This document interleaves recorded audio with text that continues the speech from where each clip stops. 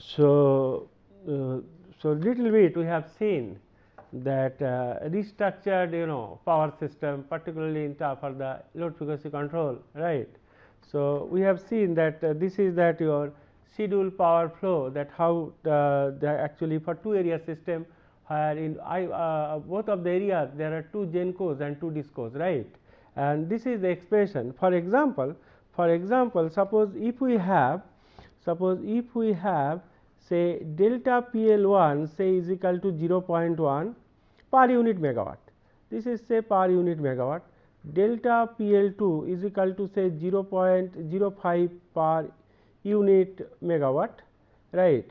Delta PL3 is equal to again say 0.10 per unit megawatt, and delta PL4 say 0.20 per unit megawatt. That means this demand, this delta PL1, actually this is the total power demand that needs for the DISCO 1. So, this is actually for distribution company 1, which in short we call DISCO 1, right. Similarly, for the this is the total power demand required by DISCO 2. So, this is actually for DISCO 2. Similarly, this is for distribution company 3, in short we call DISCO 3, and this is another distribution company we call DISCO 4, right. So, this is the power demanded by the DISCOs, right. Now, you have this matrix CPF element, CPF 13, CPF 14, CPF, I mean how much contact is there these DISCOs with the GENCOs, right. For example, suppose for this example, suppose if my CPF 13 is equal to some arbitrary value I am putting, right, say 10, then CPF 14 say it is 0.20, right. Then CPF 23 is equal to, I mean this one CPF 23 is equal to say 0.10 again, and CPF 24, right, is equal to you say 0.40, right. Similarly, CPF 31 say it is equal to 0, right. Say CPF 32 is equal to say 0.20, then CPF 41, right, CPF 41 is equal to say 0.10, and CPF 42 is equal to say 0.10. If it is so, if suppose, then what will be my scheduled tie power flow, right.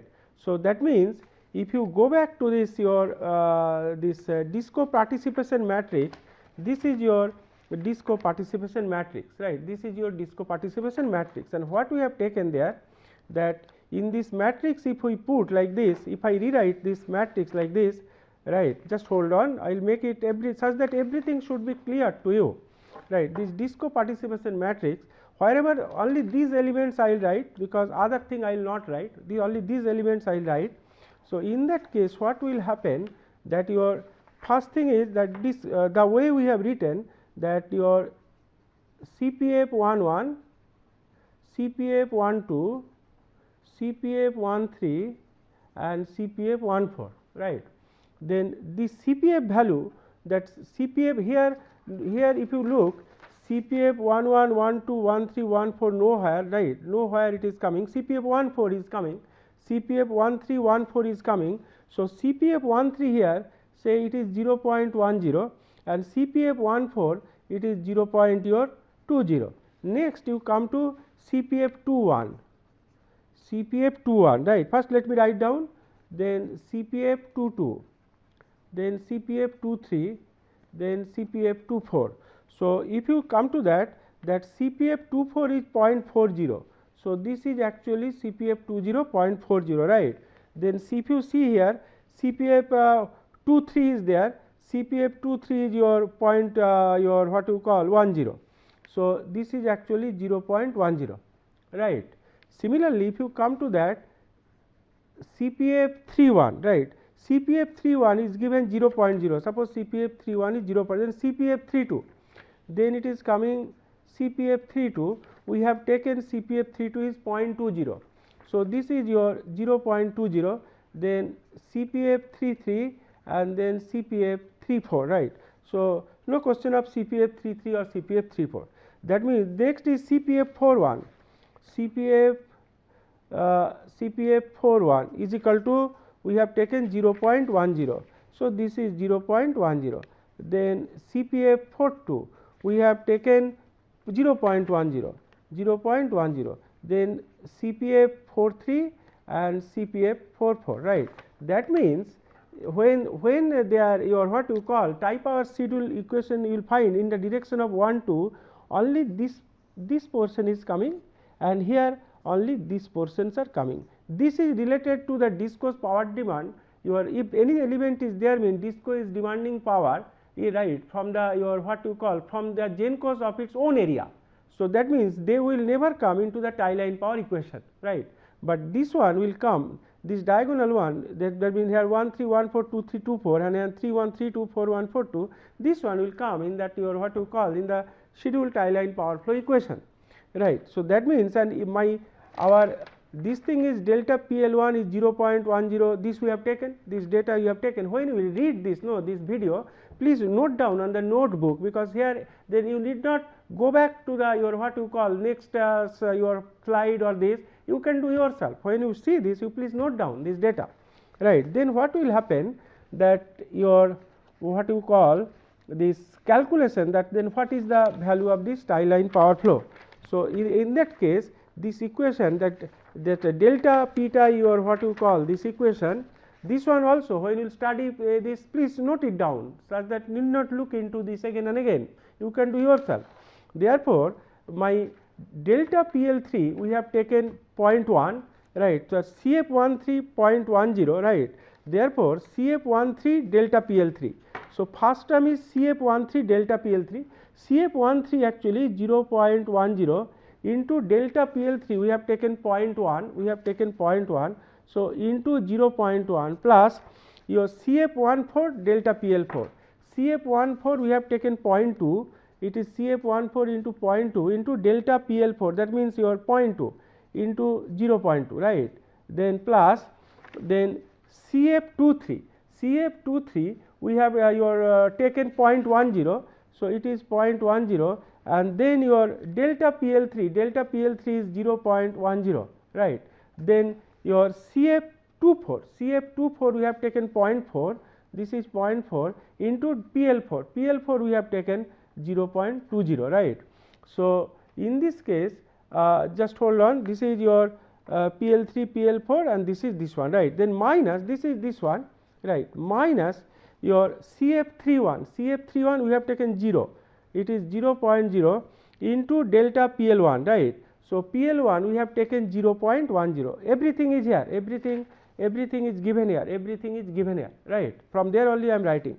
Then plus your CF32 we have taken 0.2, so it is 0.20 into your delta PL2 is 0.05, so it is 0.05, right.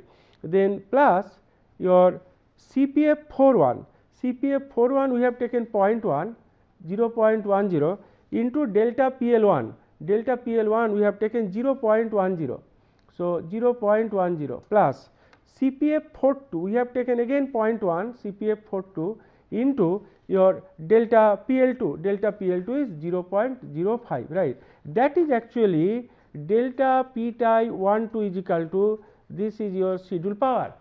Whatever will come, plus minus does not matter. I am to save some time, I am not computing this one here, because I did not do any calculation before coming here, right. So, whatever it comes, if it is positive value, means if positive value of delta P tie 1 to schedule, this means that power actually flowing from 1 to 2, and if it is negative, then power actually flowing from 2 to 1, that is the thing. That is the schedule power. I mean, whatever they have contracted, according to that this power will flow through the tie line, right. That is two area interconnected by your 3 phase transmission line, we call tie line, right. And whatever will come, that is your schedule power flow. So, this is the way that we can calculate. Another thing is that what will be the I mean at the steady state, what will be the power generated by your generation companies, GENCO 1, GENCO 2, GENCO 3, GENCO 4, right. For example, so this is I am not computing for you here, it is just you can do it whatever it is, right. So, another thing is that your GENCO 1, suppose GENCO I am making in capital letter, GenCo 1, generation company 1, suppose it's steady state, suppose it is generating power that delta PG1 SS, right, or I can put delta PG1 SS, does not matter. Say GenCo 2, say at steady state it is making delta PG2 steady state, right.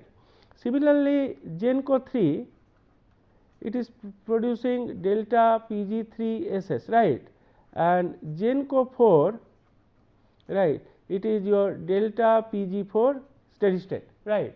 Then what will be the equation then? Suppose this side you will make delta PG1 steady state, delta PG2 steady state, delta PG3 steady state and delta PG4 steady state, right, is equal to that your all that DPM will come, that disco participation matrix, the CPF will come. So, so in that case you write here this matrix CPF 11, CPF 12, CPF 13 and CPF 14, right. Then CPF 21, CPF 22, CPF 23 and CPF 24, right. Then CPF 31, then CPF 32, then CPF 33, then CPF 34, then CPF 41, then CPF 42, then CPF 43, then CPF 44. Then what will come here? Here it will be delta PL1, delta PL2, very easy it is, delta PL3 and delta PL4, right. That means suppose this delta PL1 actually that power demand of distribution company 1, it has contact with your GenCo 1, then GenCo 2, then GenCo 3 and GenCo 4, right. If you look into this, if you I mean this contact has a delta PL1, GenCo GenCo 1, it has contact with GenCo 1 is this much, right. If you look into the disco 1 has contact with the GenCo 1, then disco 2, right, it has contact also with your this GenCo 1, that is CPF 1 2, then distribution company 3, it has some contact with this one, which that is CPF 1 3, and distribution company 4, it has contact with this one. That means if you multiply this one, it will be your what you call, this will be power generated by this thing, that is this is GenCo 1, GenCo 2 like this, and this side if you make delta PL1, delta PL2, delta PL3, delta PL4, therefore this that whatever disco 1 has the contact is CPF 1 or GenCo 1, disco 2 is CPF 2 delta 2, GenCo 1, disco 3 CPF 1 3, this much of fraction with GenCo 1, and disco 4 CPF 1 4. Basically, if its demand is delta PL1, then GenCo 1 has to supply the delta PL1 into CPF 1. Disco 2 has contact with your what you call delta PL2, so and it has contact with GenCo 1, so CPF 1 2 into delta PL2. Then plus disco 3 also has contact with GenCo 1 and fraction is CPF 1 3, demand is your delta PL3, it will be delta PL3, and disco 4 suppose demand is total delta PL4, but fraction is contact with GenCo 1, it will be CPF 1 4 into delta PL4 rather, right. That is why this delta, that means total power generated by GenCos at the steady state, it will be CPF 1 1 delta PL1 plus CPF 1 2 delta PL2 plus CPF 1 3 delta PL3 plus CPF 1 4 delta PL4, right. This way, that means delta PL1, suppose this matrix is known to you, this delta PL1, delta PL2, delta PL3, delta PL4 is also known to you, then automatically you can calculate delta PG1 SS, delta PG2 SS, delta PG3 SS and delta. So, numericals I am not showing, but you can generate your thing, but only thing is that summation of all these column elements should be 1, this should be 1.0, summation of all these column element, summation should be 1, you have to be careful when you take this, right, and you can create your own matrix, right, and you take some delta PL1, delta PL2, delta PL3, delta PL4, then you will know how much this GenCo 1 will generate, GenCo 2 will generate, GenCo 3 will generate and GenCo 4 will generate, right. Many other issues are there, but as it is a as it is a BTech course 3rd year and 4th year, and that is why simulation and other thing regarding this thing I have skipped it, it is not required for you, only this understanding will be more than enough, right. So, that is why this matrix is given, and how does and GenCo 1 generation, actually this one it is already given here. So, easily you can make it, right. I will see that in the assignment or something this kind of problem can be given when that thing will come, right. So, with this that load frequency control, right, we are concluding here, and then we will take that another topic, that is your unit commitment. First thing, let me tell you regarding unit commitment, it is actually huge topic, but I thought at least you should know little bit, right. Many issues are there, and it is almost impossible to solve problems in the classroom, right, but something will be given. So if something is given, then easily you can solve it. But if you try to find out that actually unit commitment in general means that although several issues are there, several constants are there, right, like your startup, shutdown issues are there, many other constants are involved in that unit commitment. Suppose in a in every hour, that if you consider hourly load variation, then every hour you will find loads are changing, right. Every hour you will find that load demand is changing. That means every hour you have to change the generation. Suppose in a power plant you may have 5, 6 or 7 generators, say. So you know that which generator is most economical of generating power, because generator, that fuel cost characteristic are different, assuming that they are not identical. So in that case, what will happen, that suppose today at this moment, suppose that power demand is say 1000 megawatt, right. So I have the unit that whose total installed capacity, say it may be 1500 or 1600 megawatt. That means total generation capacity having more than your load demand, right. The idea is that there is a possibility of routine outage or force outage of the unit due to fault or something else, right. So therefore I have to pick up that which generators should be involved to generate power and how much, such that my operating cost will be minimum, and how many units will be committed for that, right. And that is unit commitment. Suppose you are supposed to supply 1000 megawatt, you need not run that your what you call all 5 units. You may have suppose if you have a large 3 or 4 units may be sufficient if you have 6 or 7. And another thing is that unit commitment issue, actually it is coming for the your what you call for thermal power plant mainly, because hydropower case, that hydro generation can pick up very quickly, right, and it can meet the load very quickly. But in the case of thermal power plants, it actually takes your what you call just to from the starting to your what you call generating power, it may take 2 to 8 hours, right. This is one thing. Another thing, for the shutdown case also, that thermal power plant just you cannot shut down immediately, right. Then this is a question to you, that it is a very interesting question. Suppose a thermal unit is there and it was running, say it was just suppose its rating is say for example 250 megawatt, for example, say a rated capacity, and suppose you want to shut down it due to some reason, right. And question is that how many second, minutes or hour it will take to completely shut down, right. It is an interesting question. I know you have to think and you have to answer this, that suppose I want to bring that whole generator turbine generator system to a standstill, right. So how many hours it will take? Of course not minute or second in any way, it is hours. So how many hours you are expecting to bring it to the 0 speed, and what is the reason? Why it will take long time, and what is the reason, right. So this is a question to you. And suppose you have, before going to this, mathematics is very less here, but understanding is more. Suppose you have 5 units which is supposed to supply power 1000 megawatts, say at this moment, and suppose my 3 units are operating and supplying power. So in that case, other 2 units, say it was in standstill, that means it is not under no load condition or not running. So if some shutdown is there of the unit, so in or sudden load increase also, both can happen, right. So those generators cannot supply power. Suppose 2 units shut down, then one generator cannot supply 1000 megawatt, then in that case you do not have any spare unit also, or your spinning unit, such that you can connect it and supply the power. That means easy solution is the load shedding.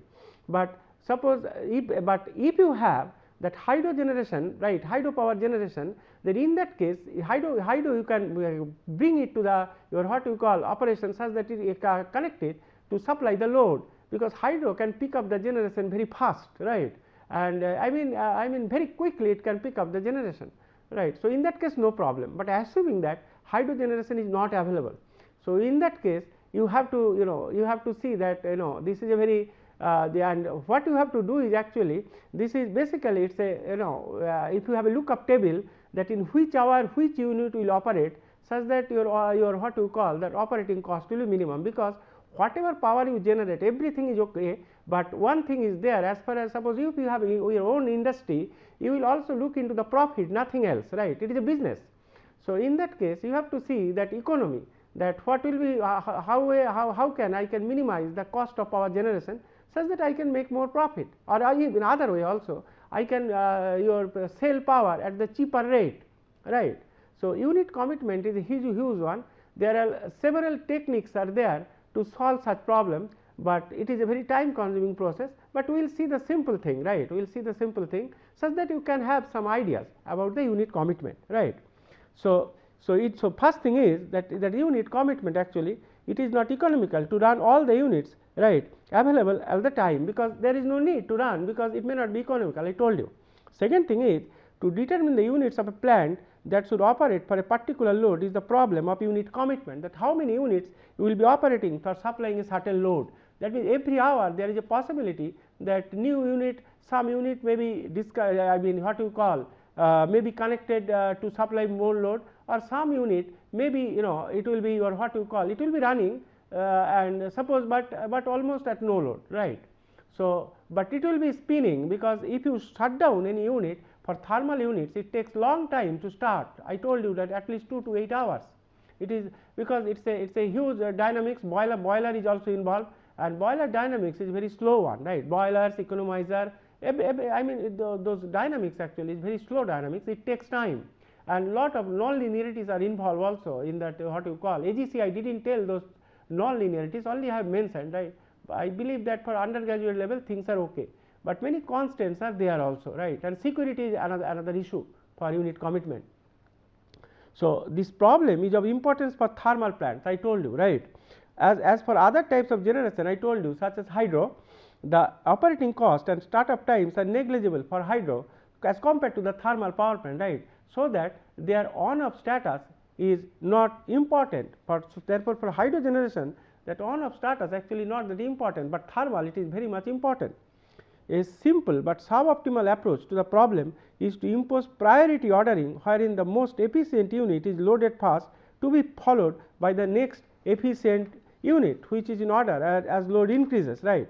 So in that case what will happen, suppose one very complex, very time consuming way, but suppose you have so many units, suppose 5-6 units are there, suppose to supply a particular load, if you go for all sort of combinations, it will be a huge computation, right. So but we have to avoid that, and out of this huge computation you have to see which combination is giving you most economical operation. So that is why a straightforward but highly time consuming way of finding the most economical combination of units to meet a particular load demand, that is to try all possible combinations of unit that can supply this load. So it is a very time consuming process, right, if you try for all possibilities. To divide the load optimally among the units of each combination by use of the coordination equations. That coordination equation or little bit we have seen in the previous course, power system analysis, that optimal system operation, right, we have seen, and many good problems we have solved also, that you have also done, right. So as to find the most economical operating cost of the combination, right, then to determine the combination which has the least operating cost among all these, right. So it is a very unit commitment actually is a very your what you call very time consuming process. So considerable computational saving can be achieved, either you can use branch and bound, here we will not see, or a dynamic programming method. We will see little bit on dynamic programming here, but all calculations cannot be done, right. Just I will show you that how can we do it, some flavor will be given, right. So for comparing the economics of combination, as certain combination need not be tried at all, because there are certain combinations where you will find that things are very complicated, right. I mean not complicated, that is your what you call that cost of operating cost is very high, right. Then dynamic programming method, although it is also there are many other methods are there, but only dynamic programming I thought little bit I will tell you. Soft computing techniques are available nowadays, right, and it gives I mean very good results, but some soft computing also takes a lot of time, but it gives the nearly global optimum result, nearly global optimal or best result, right. So in a particular problem, the unit commitment table is to be arrived at for the complete load cycle. Load cycle means suppose 24 hours load curve you have, so first hour, second hour, third hour, like this, right. and if the load is assumed to increase in small but finite size step, and we are taking the load is increasing in discrete step. In reality, of course, it is not true, but we have to we have to follow certain methodology, right. So, dynamic programming can be used to take advantage for computing the unit commitment table. And where I am telling unit, you see means unit commitment. Unit commitment table means you have to make up a table, first hour how many units, second hour how many units, like this, right. It cannot be an online problem, right. If you have everything, if you know the demand, forecasting demand, everything if you know, so you can prepare this optimum unit commitment table, wherein it is not necessary to solve the coordination equation. So, in this case coordination equation is not required, while at the same time the unit combination to be tried are much reduced in number. For this reason only the dynamic programming approach will be advanced, or only little bit of dynamic programming thing we will see. The total number of units available, their individual cost characteristic and the load cycle on the station are assumed to be known a priori. That means, this fuel cost characteristic, it is available from the manufacturer, it is available, right. And we are assuming that your load cycle, that means load cycle, load curve is known to us, right. The load curve is given, that forecasted load whatsoever is given, unless and until some unusual event happened, right, then loads will follow the same thing, right. So, further, for example, suppose if some important final match is going on, maybe football, maybe cricket, whatsoever, at that time we will find that all TVs will be switched on. So, at that moment, that hour, right, those hours, that power demand will increase, right. So many issues are there. So, further it shall be assumed that the load on each unit or combination of unit charges is your suitably small but uniform step of size, that delta megawatt. That means, we will see that changes in power load, it will taken delta megawatt. I mean very small size, say the step of 1 megawatt, say, that is why I put delta in bracket, I have made megawatt, delta megawatt instead of delta PG, right.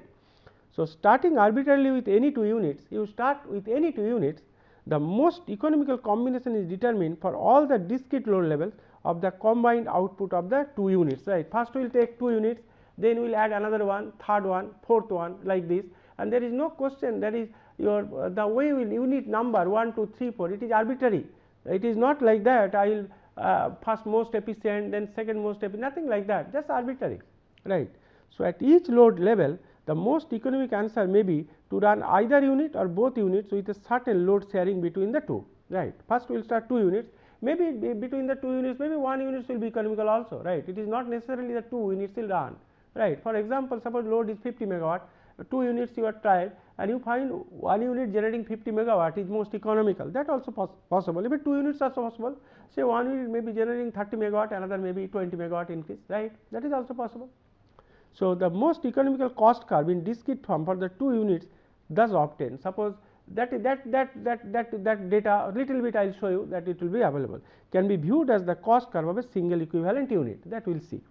The third unit is now added and the procedure is repeated to find the cost curve of the 3 combined units. Actually, for this dynamic programming, yesterday 4, 5, 6 pages I think all calculations are made. Then I found I will not show these calculations here, because it will be very hectic. So, I will show only 1 or 2 small thing how to make it, right. So, it may be noted that in this procedure the operating combination of third and first, or also third and second also are not required to be worked out resulting in your what you call considerable saving in computational effort. Suppose 1, 2 units, suppose first 1 or 2 units are operating and you found that their combination, optimal combination, when third unit is added in dynamic programming, you need not consider again 1 and third and second and third, no need actually, there is no need, right. So, this way some computational efficiency can be achieved, that means effort of computation will be less. The process is repeated till all the available units are exhausted, and you have to consider in this way all the units, right. The advantage of this approach is that having obtained the optimal way of loading k units, this is k units, right, it is quite your what you call easy to determine the optimal your what you call here actually optimal manner of loading k plus 1 units, right. So, basically what happened that one after another, suppose you have k number of units, just you are considering first 1 and 2, then third, then fourth, like this way up to kth number of units, right. So, this way you can test and you can find out what will be the best combination. Thank you.